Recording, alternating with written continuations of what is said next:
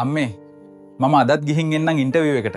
හරි පුතේ මම බලාගෙන ඉන්න ඔයා එනකල්. මට අදවත් ජොබ් එක හම්බුනොත් හොඳයි.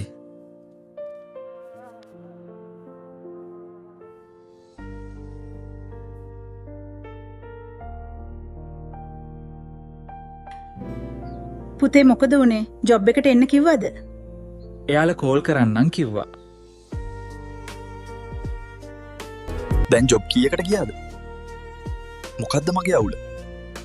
සමහර විට පරණ CV එක අරන් ගිය නිසාවත්ද? බලමු CV එකක් හදාගන්න විදිහක්.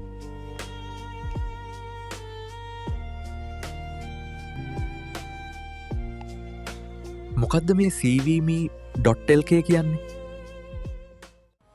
ඔයාලගේ CV එක හදාගන්න ඕනේ නම් අදම cvme.lk සයිට් එකට යන්න. CV එක ඩවුන්ලෝඩ් කරගන්නත් පුළුවන් රෙජිස්ටර් වුණාම.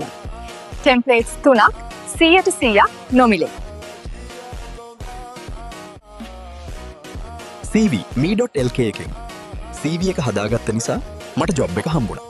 ඔයාලත් හරිම දේ හරිම තැනින් කරගන්න.